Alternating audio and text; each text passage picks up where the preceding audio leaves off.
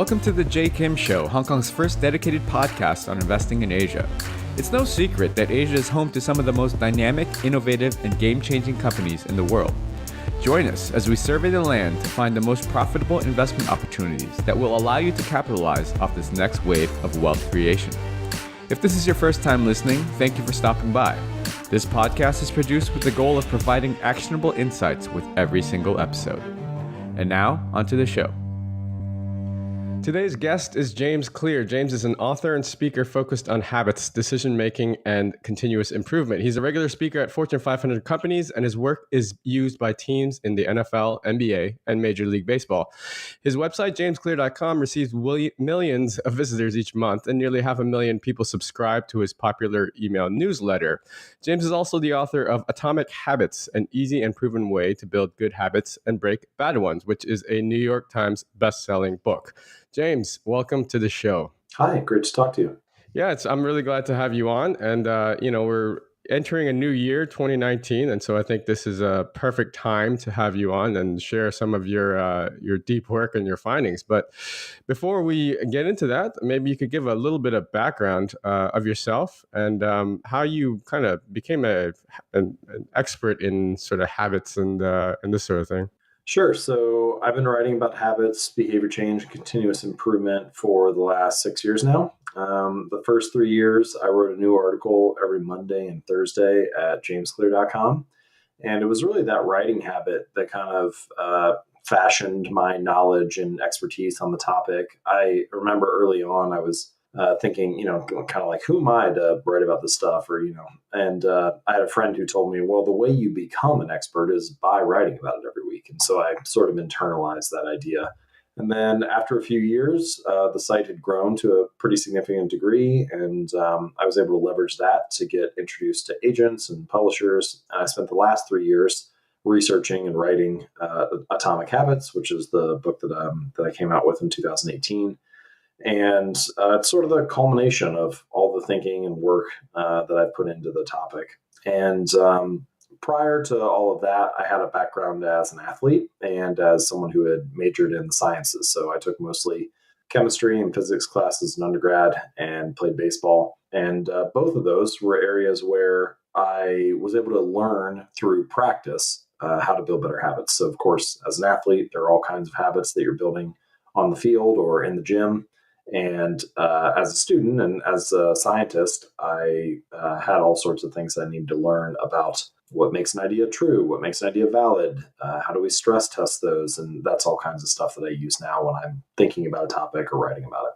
Yeah, that's a great introduction. I think that it's very clear if you were to read the book or any of your articles, the sort of scientific way that you present, sort of the argument and how you walk through the analysis. So I think that it's helpful because it's you articulate it in a clear and concise way.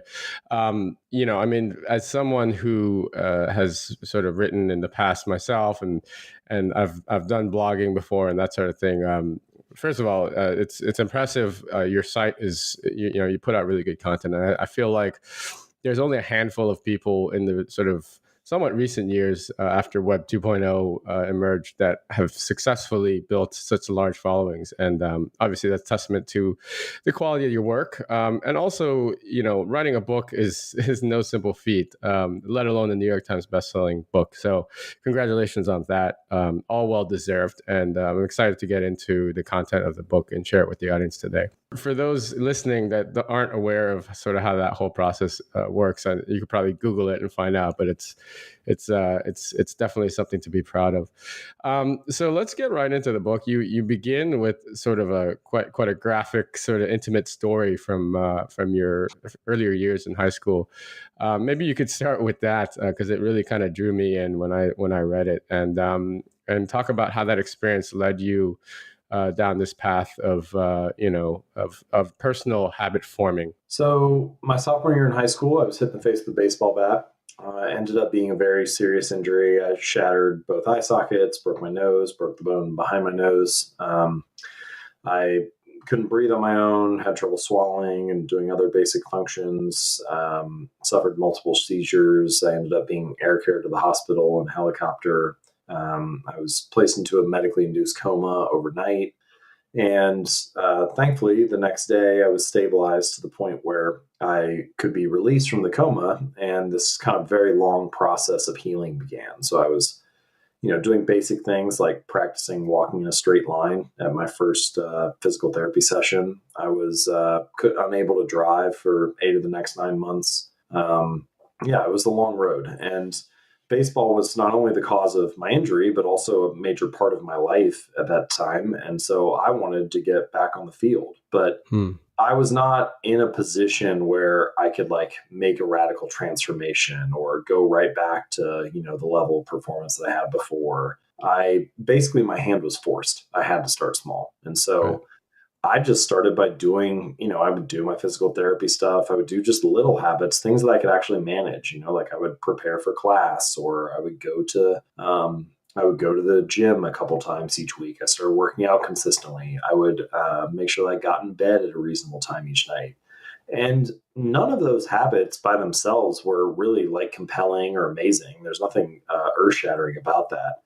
But I continued to stick with that philosophy of trying to find these little ways to improve. And I didn't really have a language for it at the time. Like I wouldn't have said, "Oh, I'm just trying to get 1% better." But Hmm.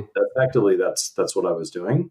And so this was the period in my life where I kind of had to practice a lot of the ideas that a few years later I would write about in Atomic Habits. And so the next year, I was cut from the baseball team. The year after that, I was on the team but barely got to play. I did end up making a college team.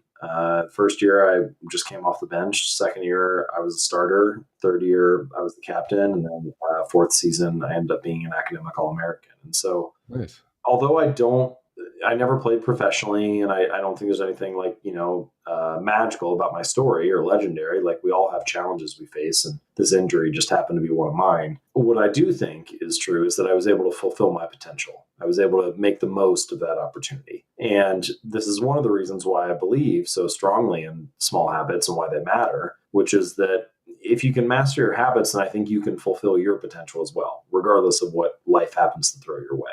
And so the quest of Atomic Habits is to distill that, to talk about how habits work and understand why we make the actions that we do, whether it's a slightly positive habit or a slightly negative one, and how to shape those. So the book discusses not only the science of habits, but also the practical action steps to take. I wanted it to be a highly actionable framework for how to implement a good habit or how to change a bad one. And so my story played a big role in that discovery process. I imagine it's a bit like if so your accident kind of actually it's almost like it wiped the slate clean so you could actually focus on the micro as opposed to just living life. I mean, I think most of us, we kind of just live life, and maybe around New Year's time you trying to make resolutions and follow that for at least a month, but you never actually are focused on sort of the micro to the point where, I mean, in your case, you had to focus on these micro habits just because that was affecting your life directly. Like getting out of bed or going to the gym. And I think a lot of people take that for granted. I don't wish an accident on anyone, but I think that it's helpful to remind ourselves that the little things that we do during the day we kind of overlook and we don't see how they fall into the big picture. So can you explain, the title of your book is Atomic Habits. Obviously, there's a science reference to that. Maybe you can start there and explain why you named it Atomic Habit. Sure. So I chose the phrase atomic habits for three reasons. The first meaning of the word atomic is the one that you might guess or think about, small or tiny, like an atom. And that is a big part of my philosophy. We've already mentioned it a little bit, that I think habits should be small and easy to do. The second meaning of the word atomic is the one that's often overlooked, and that is that it's the fundamental unit in a larger system. So, like atoms build into molecules, molecules build into compounds, and so on. Hmm. And in a sense, habits are kind of like the atoms of our lives. They're kind of like these little routines or patterns that you do each day. And when you put them all together, you end up with the system that is your daily routine. And then the third and final meaning of the word atomic is the source of immense energy or power. And I think that if you combine all three of those meanings, you understand the narrative arc of the book, which is you make changes that are small and easy to do, and you layer them on top of each other like units in a larger system, then you can end up with some really powerful or remarkable results in the long run. Right. It's a great name. It's very apt. And so, in touching on what you kind of just went over, I mean, you discussed how, you had a good sports career in school, playing baseball, and while you didn't end up playing professionally, you made a comment. You said you fulfilled your potential or something like that. And then in the book, you talk about, I think the quote you used was, forget about goals, focus on systems. So I find this pretty interesting, especially in this day and age where everyone kind of, I mean, there's a lot of stuff on the internet out there talking about goals and goal setting. And especially, like I said, New Year's resolutions, people like to set goals and they think that that is the most important thing. You have to have your goal. You have to figure out where you're going in life. Um, let's put that part aside and let's talk about what you specifically said. Forget about your goals. Focus on the systems. Let's assume that the listener of this podcast today knows what he or she wants to do or accomplish. So, in that context, how do you unpack that phrase that you wrote? Forget about goals. Focus on systems. So the basic idea here is not that goals are totally useless. And this is coming from someone who has set a lot of goals. I set goals for all kinds of stuff, like the weights I wanted to lift in the gym or the grades I wanted to get in school, how well I wanted my business to do over the next quarter, like many different areas. But at some point, what I realized was that, well, some of these goals I achieve, but a lot of them I don't. So clearly having the goal is not the thing that leads to the result happening. And so the natural next question is, well, what is it then? What actually drives the results? And the phrase that I like that I think encapsulates this idea is, you do not rise to the level of your goals, you fall to the level of your systems. And so the point here is that having a goal can be useful for setting a sense of direction, for developing some clarity around what you're going to work on or where you're going to allocate your attention and energy. But as soon as you've done that, almost all the effort should be going into the system. And I would define the system as the habits and processes that you follow each day. So the collection of habits that you have, that's the system of behaviors that you follow. And in many ways, the outcomes that we set these goals for, that we think so badly that we want, are just a natural consequence of the systems that we follow. Like your outcomes are just a lagging measure of your habits. Your weight is a lagging measure of your eating habits. Your bank account is a lagging measure of your financial habits. Your knowledge is a lagging measure of your reading and learning habits. And so, in a sense, you get what you repeat. And if you can change what you're repeating, if you can change the habits that make up your system, then different outcomes will result naturally. Yeah, so you go and you give a few very good examples in the book, and you talk about this concept called the plateau of latent potential, which is sort of the longer term greedy type mentality, or lower time preference mentality, and I find that fascinating because I mean, my background is from finance, and I'm an investor, and these are sort of things that run very parallel with investing and the market, and how most market participants have a very short-term time frame and a very high time preference, whereas the investors that are successful, and this has been brought up in many studies like the marshmallow test and the sort of thing that people that have lower time preference are able to be much more successful, and so I was delighted when I read your book that this also comes into play when you talk about habits. So maybe you can talk a little bit about the plateau of latent potential. I mean, you have a really nice graph in one of the pages of your book that explains exactly how that works, and maybe you could give a couple of examples as well. So first, just talking about this idea of time preference, a different phrase that we could use that kind of gets at the same idea is delayed gratification versus immediate gratification. And basically, people who are willing to delay their gratification tend to get better results in the long run. There are all sorts of nuances here, but that's just the kind of the general thing we're talking about.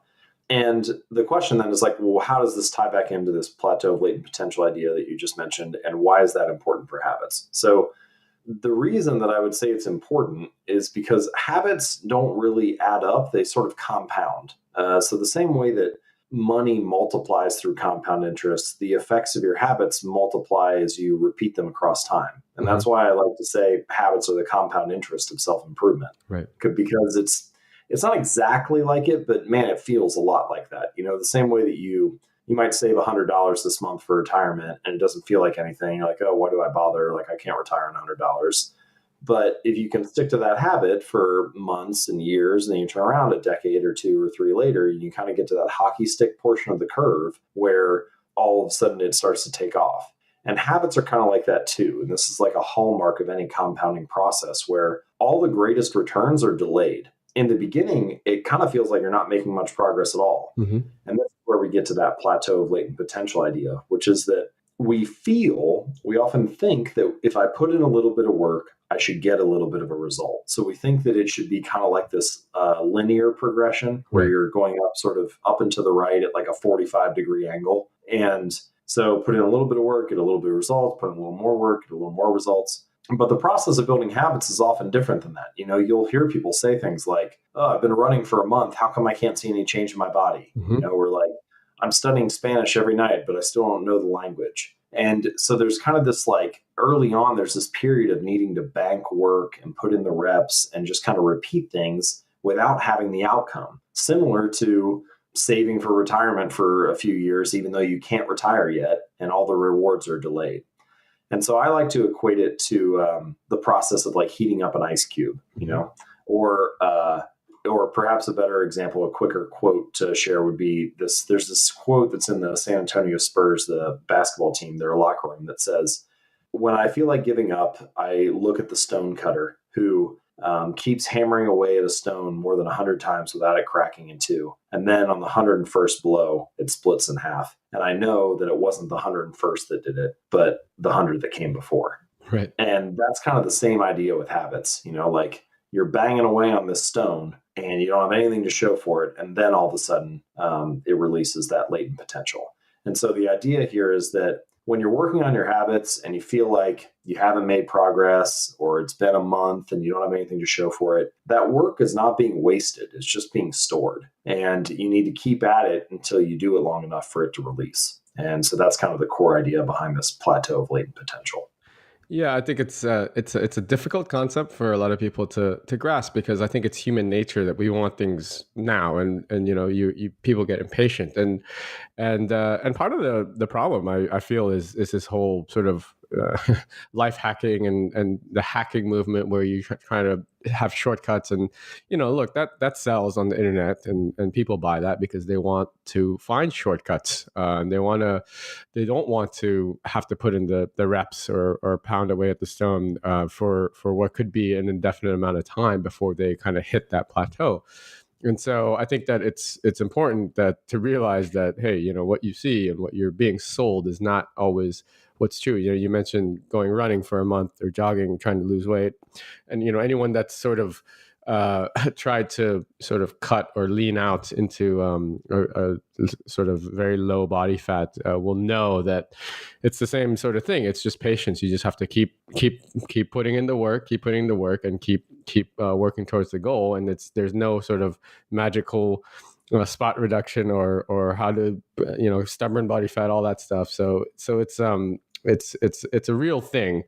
And I think that the sooner people kind of realize that you have to compound that sort of work before you see the potential, the easier it becomes for them. So that's a great concept that you bring up in the book. Let's talk directly about how to build better habits, or how to break bad habits, because there's that side too. And so you cover both, which I think is important because I think everyone out there has something that they wish that they could stop doing just as much as something that they wish they could start doing.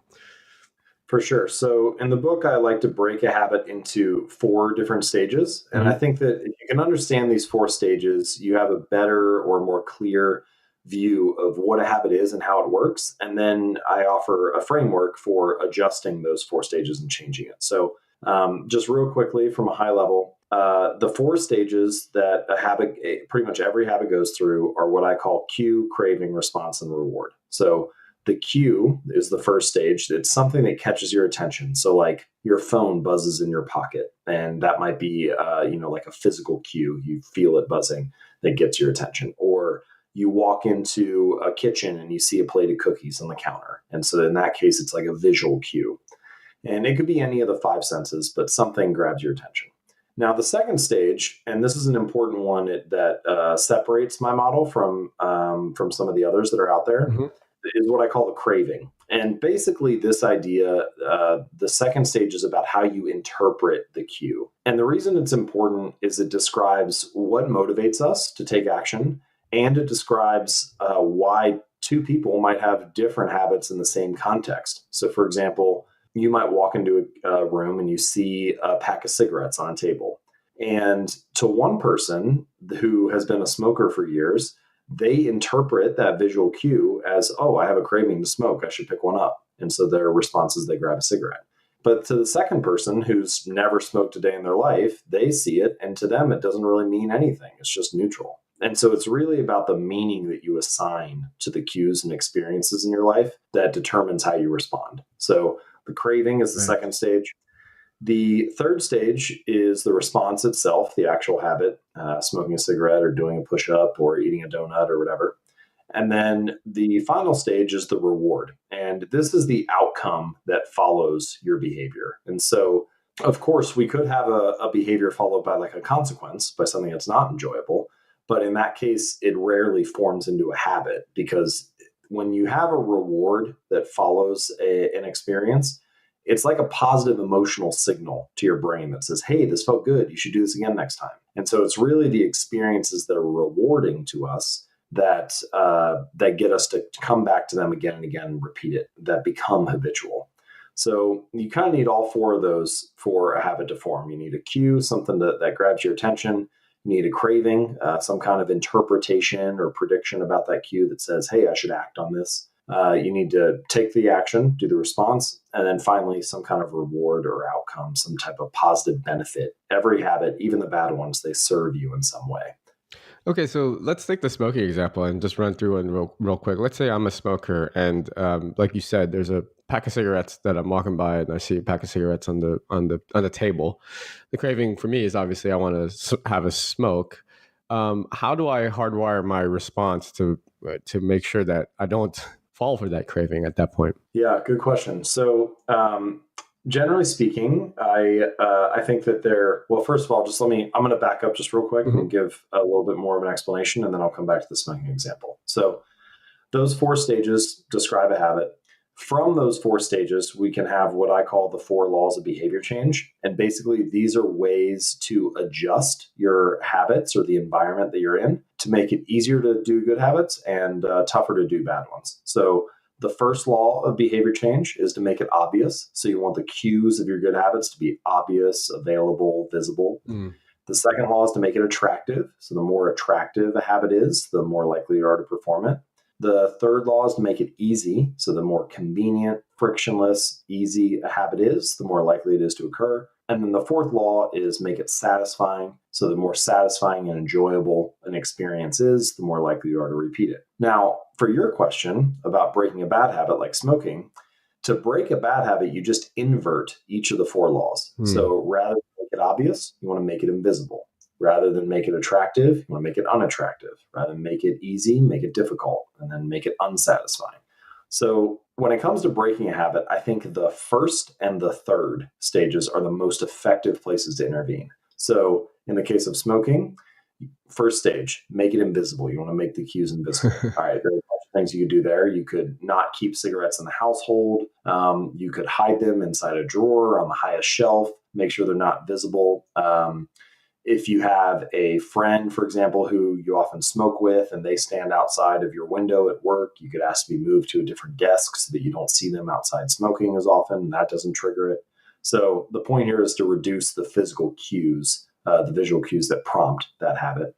Now, the second stage, the one that you asked about, is all right, I see a habit or I see a pack of cigarettes, but I automatically have this craving to smoke. How do I change that? Right. And that's a tough one. And one of the reasons why I recommend starting with the first stage or the third Hmm. stage, because what you're basically asking yourself to do there is to rewire your craving. You're asking yourself to make the cue mean something new. So previously, smoking meant I get to, and we have all these narratives that you go through in your mind. It could mean I get to hang out with my friend who's smoking outside. It could mean I get to reduce stress because Hmm. whenever I smoke, I feel like I calm my nerves. Right. It could mean I get to resolve this nicotine craving that I have right now, this biological urge. Now, I mentioned this in the book. There's a book called Alan Carr's The Easy Way to Stop Smoking. And I've never smoked, but I've talked to quite a few smokers in my audience and friends of mine who have said that this book has helped them do what we're talking about right here, rewire these cravings. And so I looked at it to see what exactly does it do? What does it recommend?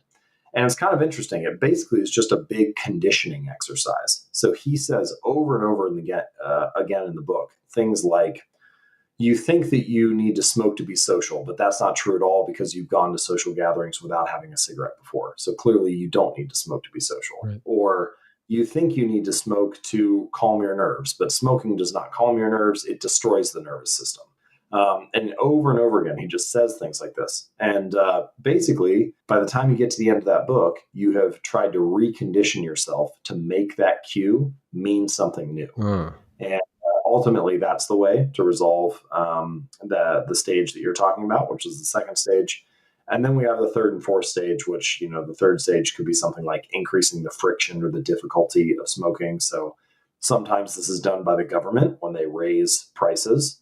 So now it's harder to get a cigarette right. because it's more expensive. Sometimes it can be done on your part. So again, like not keeping cigarettes in the household not only makes it invisible, but it also makes it harder to smoke one because you don't have one around. And then you have the fourth stage, which is make it unsatisfying. This one, at this point, it's like imagine if every time you smoked a cigarette, you were wearing a bracelet that shocked you, or Right. every time you smoked a cigarette, you had a friend who slapped you in the face, or something like that. And so those are ways to make that experience less satisfying and hopefully make it less likely you fall into it. But you can already see as I talk through these, and this is true for any habit, some strategies are more reasonable for a particular habit and others are less. And so it's kind of like you have a set of tools in the toolbox and you're looking to pick the one that best fits the circumstance. Yeah, that's it's important because I think yeah, for sure every situation is different, so you have to be careful, and people have different sort of cravings and responses and trigger points that will help them be successful or cause them to stumble.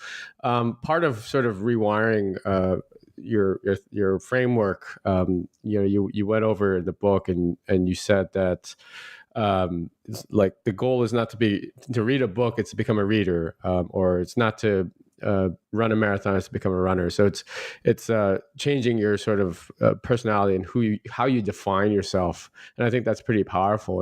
And along those lines, how important do you think sort of self discipline and self control and that sort of thing? Because different people have different levels of this, right? And some people are very regimented and they have a lot of self control and very disciplined.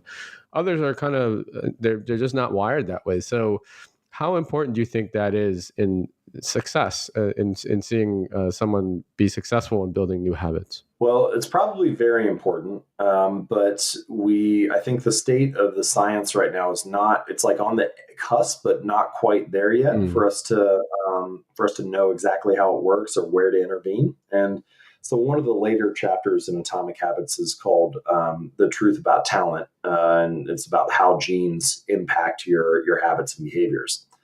And a couple of the takeaways are first, your understanding your genes, understanding your how your personality is shaped, can help inform your strategy about building better habits. So a lot of the time people don't like to talk about genes and natural talent, and because they think, oh, if everything's genetic then maybe it's all fixed and there's nothing we can do right. or something like that. I think actually that's the wrong lesson to take away. The correct lesson to take away is if you understand your predisposition more, if you understand what type of person you are, then you can better inform your strategy for getting the result that you're looking for. So let's talk about personality for a second. So there are a variety of ways to measure personality. One of the most scientifically robust is called the Big Five, and it basically maps personality onto five spectrums. So one of the most common ones is introversion on one end, extroversion on another, and there are other ones like your levels of agreeableness or conscientiousness, which is like how orderly you are, and so on. And basically, all five of these traits, these spectrums, have been linked to your underlying genetic code. Right.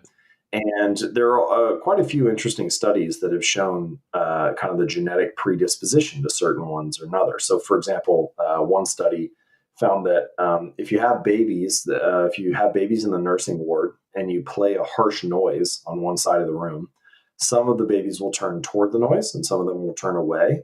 And when researchers track those children as they grow up, they find that the ones that turn toward the noise are more likely to become extroverts, and the ones that turn away are more likely to become introverts. Similarly, people who are high in agreeableness, which is another one of the spectrums, they tend to have higher natural levels of oxytocin. So there's like a hormonal change there. So my point is there are definitely some biological underpinnings to what we call your personality.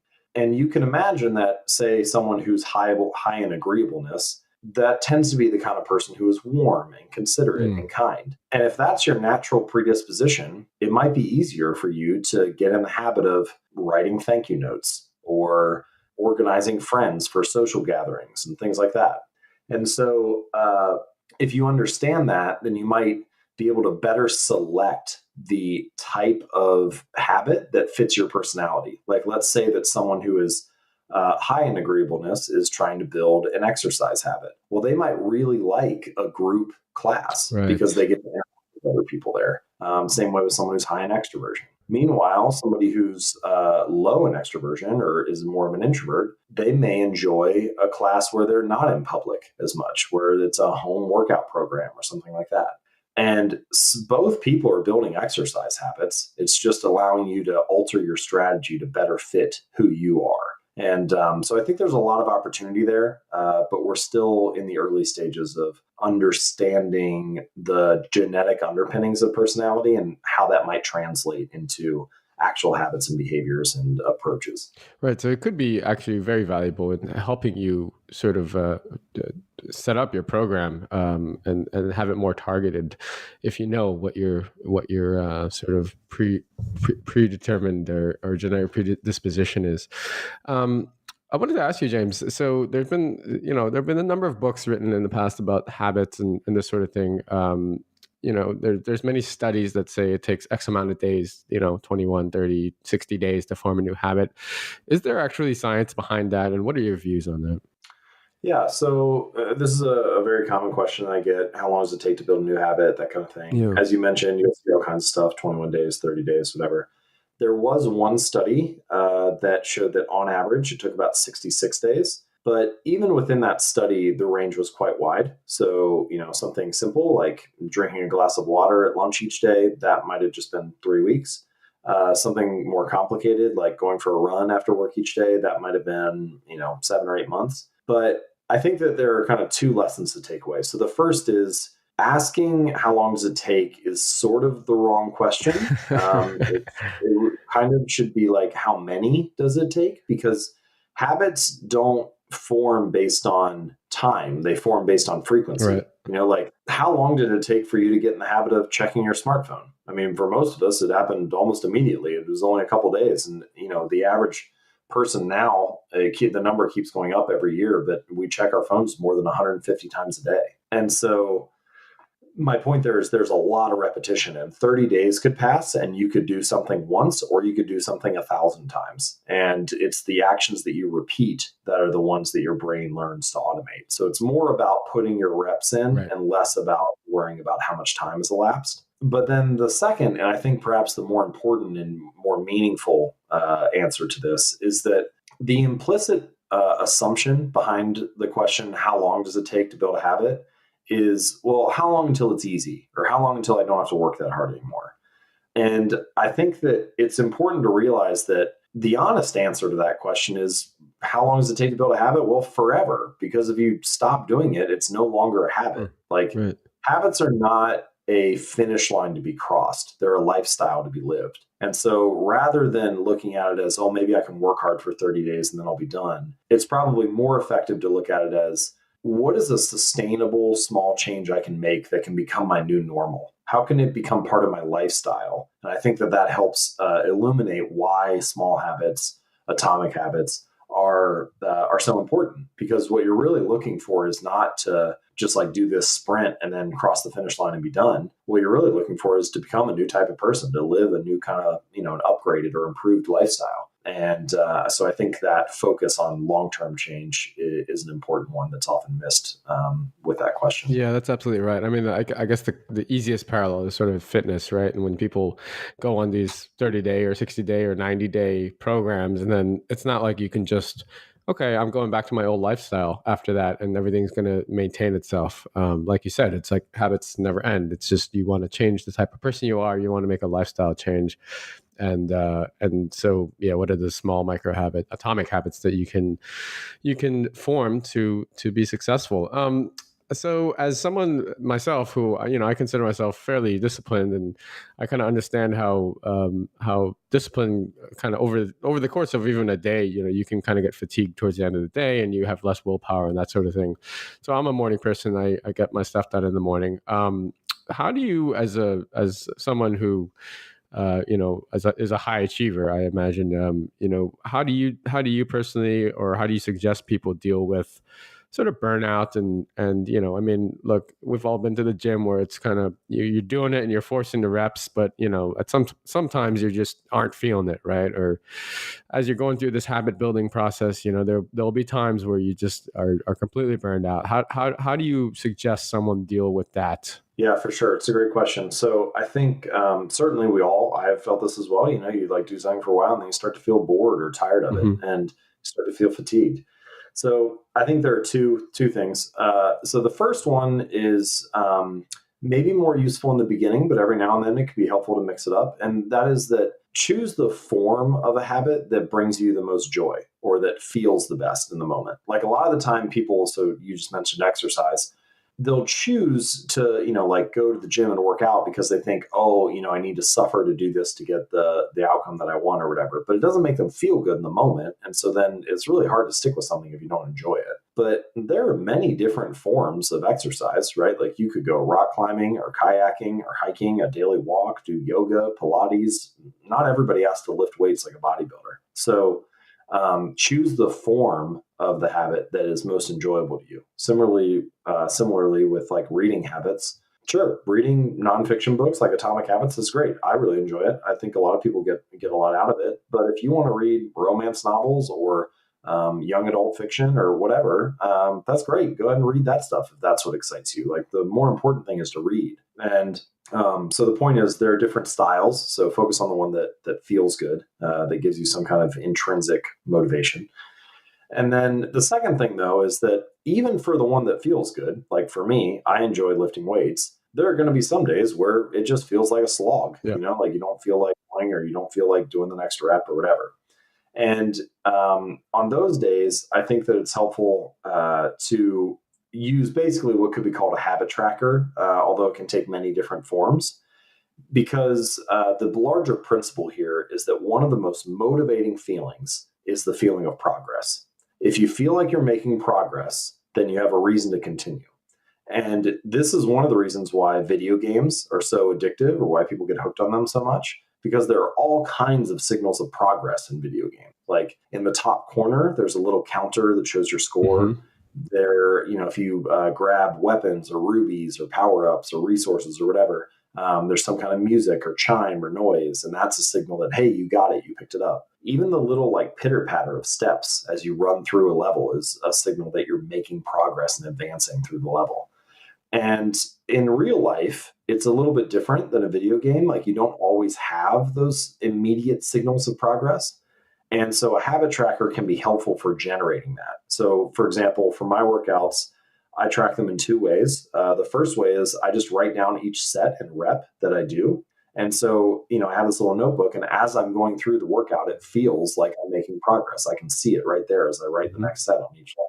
Then at the end, not only does it feel good to close the book on another workout, I also have an actual habit tracker where I can sort of see like the whole month at a glance, and I just put an X on each day that I do the workout, or a little dot or something like that. And my dad does this as well. He likes to swim, and so each day that he does, it goes to the pool, he'll put a little X on his calendar, Hmm.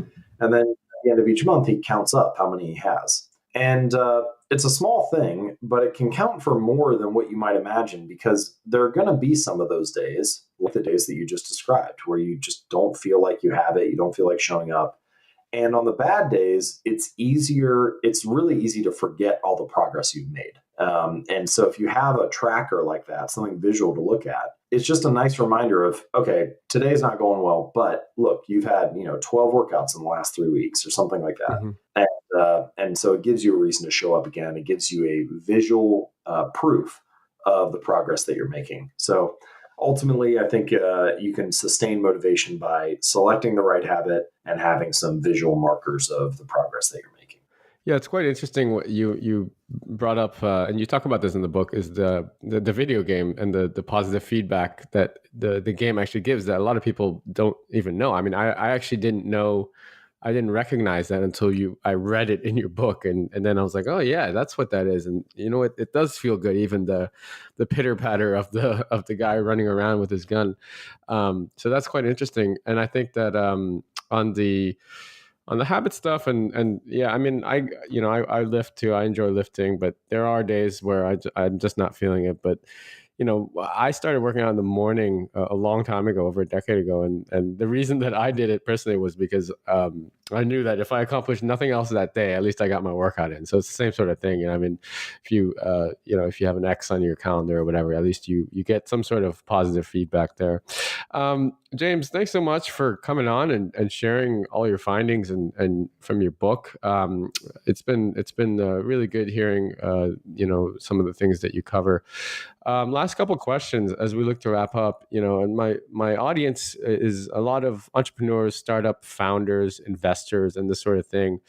Um, I'm just curious, are there any sort of core habits, if you will, maybe a handful that you would suggest are somewhat applicable to every entrepreneur that you can, based on you're an entrepreneur as well, based on your experience, are there a handful that you would strongly suggest that everyone try to, or at least consider implementing in their lives? For sure. I think you could lump them sort of into two buckets. So I would call them habits of energy and habits of focus. Hmm. So habits of energy are basically just address this fact that your body is the home that you live in every moment of your life. And so if your body is not running well, it's really hard to show up and work on your startup or your project with the best energy. And so you need good habits of energy, good habits that deliver energy. So this is basic stuff that pretty much everybody's aware of, but sleep habits, making sure that you get probably 8 hours or so. If I'm training heavy, I try to go for 9. Not always possible, but so good sleep habits, good exercise habits. Again, could take many different forms. We've talked about that already. And then nutrition is the third one. Uh-huh. Personally, that's the one that I probably need to dial in the most. But I've done an okay job of it. I would say I do a good job about 50% of the time. Um, and so those three, if you can get those handled, then you're going to have pretty good energy to show up each day. Then you have what I would call habits of focus. And so this is basically making sure that you either focus on the right thing or that you're thinking clearly. So some simple ones, prioritizing your to-do list each morning. We all have things that we need to get done. On some days, I work on the most important thing first, but on a lot of days, I don't. And I would say that almost all of us could benefit from working on the task of the greatest priority. And so this is just a simple habit. It's like after I make my morning cup of coffee, I write my to-do list. After I write my to-do list, I prioritize the items on that list and work on the first one. And again, small thing, but it can end up making a big difference Mm. because you know that you won't have an unproductive day because at least you're working on the right thing. Another habit of focus that I've been implementing the last couple of years, really just the last year, I leave my phone in another room until lunch each day. It doesn't work for every job. Some jobs revolve around the phone, but man, if you can do it, it really helps because I get a block of like 3 to 4 hours each morning where I get to work on the things that are on my agenda and not respond to everybody else's agenda, which is something Wow. that I think a lot of entrepreneurs and founders feel like, they got to keep the ship running. Right. So that's another example of a habit of focus. And then the third one that I'll throw in there is writing. Of course, I'm biased towards writing because my actual, part of my actual job is being an author. But I think it doesn't matter if you publish it or share it with anybody. Writing, everybody has to write on their job. At a minimum, you're writing emails and memos Hmm. to other people in your company or clients or whatever. And if you can express yourself well, clearly, then that not only helps you sell better and also interact with those people better, but I also find that for me, writing is thinking. In many cases, I don't know what I think about something until I have written about it. And so the daily practice of writing, even if it's just one paragraph on some topic that's important for you or your business, I think can clarify your thoughts on the matter. So I'll offer those two buckets as good habits that can probably serve nearly any entrepreneur. Those are great. I think that the cell phone thing is pretty fascinating. Not having that for the morning. How do you deal with this on the sleep side? Because I know that I'm guessing that you, like many sort of high achievers, have a hard time switching the brain off. I know I certainly do at night. And do you not bring your phone in also to the bedroom? Is that another thing that you follow? Yeah, this one's a really hard one because I would say that this is probably the one I struggle with the most. Not Yeah. sleep. Sleep itself is fine, but what I would call a power down routine. Right. I'll often hit a window around like 9 or 10 p.m. where I feel like, oh, maybe I could get another hour of work in or something, answer emails or work on a project or whatever. And so I think, oh, I'll just do a little bit, and then I turn around and it's like midnight or 1 a.m. Yeah, that's right. And I think that happens to a lot of founders, and so um, what my solution is, I don't have any meetings in the morning and I just sleep in. And so if I'm up till midnight or 1, then I'm sleeping in until 8 or 9. And it's not ideal, but it at least ensures that I don't cheat myself on sleep, which I know that I do better work if I get up earlier. That like that window in the morning is a period when I think pretty well and work well. So my preference would be go to bed at 10 or 11 and wake up at 7 or 8 or something Right. like that. But it doesn't always work that way. And when it doesn't, I don't have meetings and I sleep in so that I can at least be refreshed for the next Mhm. day. Yeah, that's a tricky one.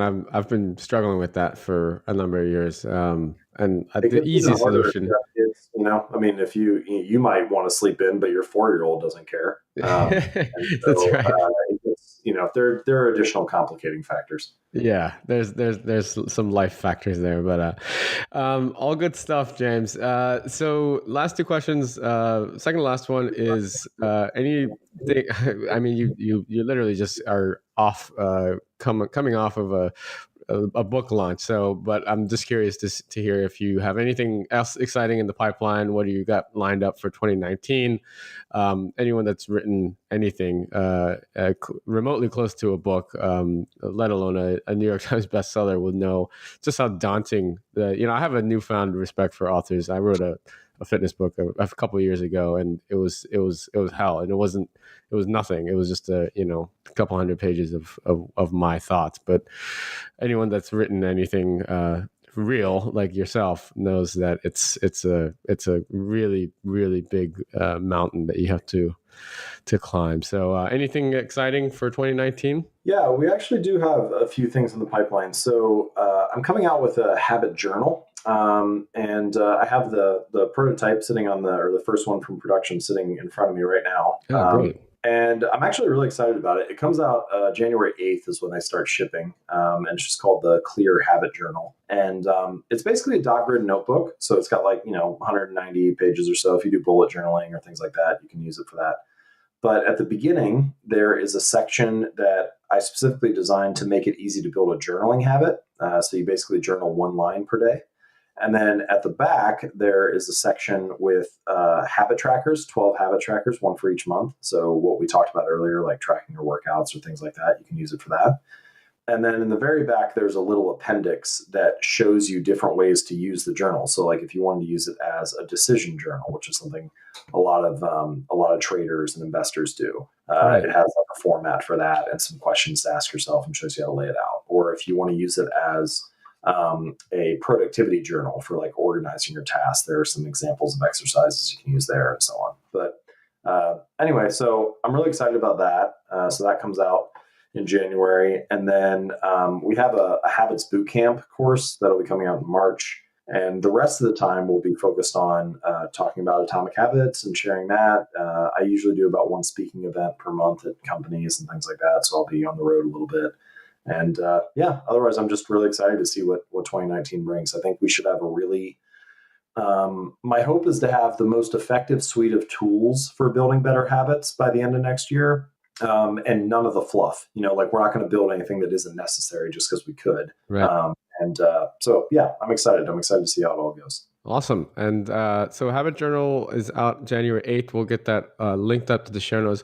Where's the best place people can find you, follow you, and pick up a copy of Atomic Habits today if they want to? And I know that you have a lot of bonuses that you've thrown in, which is awesome. Where can people pick up a copy or just find you and follow you? Sure. So if you just want to check out some of my work, you can just go to jamesclear.com. Feel free to click on articles and just kind of poke around. I have them organized by topic so you can see what interests you. Social media links are also jamesclear.com. So that's just a good starting place. And then if you'd like to get a copy of the book, you can either click on books when you're on jamesclear.com or go to atomichabits.com, and that'll take you straight to the book page. And as you mentioned, on that page, there are a variety of downloads and resources. So there's a guide on how to apply the ideas in the book to parenting, a guide on how to apply the ideas in the book to business. There is a template for tracking your habits and a set of downloads that come with the book. So like the images in the book and some additional resources and things like that. But anyway, all of that is at atomichabits.com. Fantastic. This is so great. Thank you so much again, James, for your time. I think that this is a perfect way to start 2019.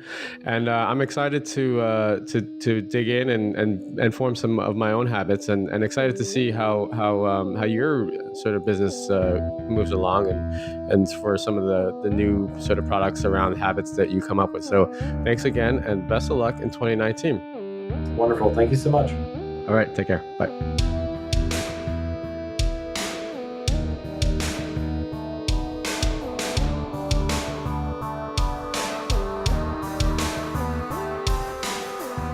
I hope you enjoyed today's episode. All of the show notes and links can be found over at jkimshow.com. Come back often and don't forget to subscribe so you don't miss the next exciting episode of The J. Kim Show.